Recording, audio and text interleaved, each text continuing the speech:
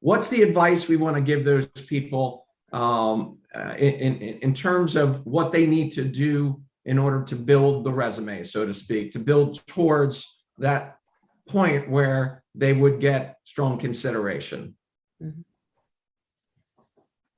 I would say, going back to that previous point, get involved in the business, be commercial, understand what makes the business tick, where it's going. If you can get involved in the planning process around where the business is going, that is the best way to forge those relationships with the business and learn.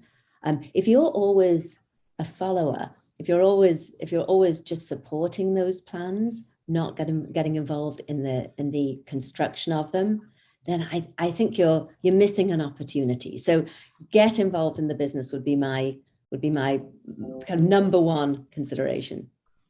Great. Andy, anything you would add there? Yes, so definitely echo what Melanie said, and it's really along the same lines, which is, look to broaden your remit, look to have an impact on as many different parts of the business as you can.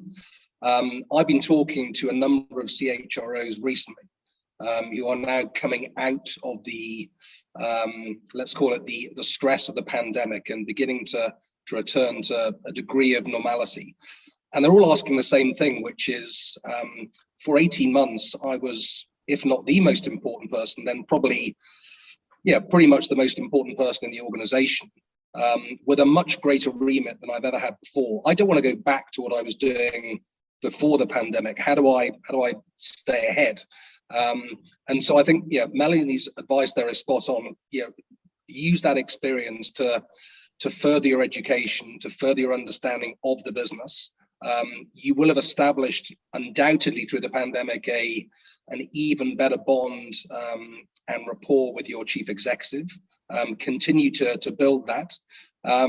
I think we're on the cusp now of seeing the second wave of change, and by that I mean we're seeing CHROs being appointed in their own right to the main board in executive positions.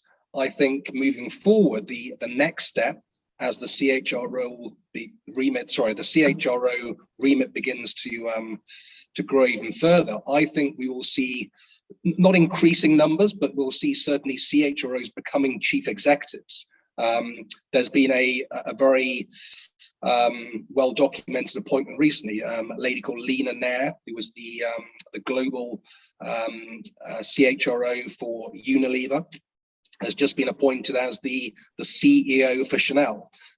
Lena is one of the best brand ambassadors that you'll ever meet. She's got a fantastic business insight. She's strategic.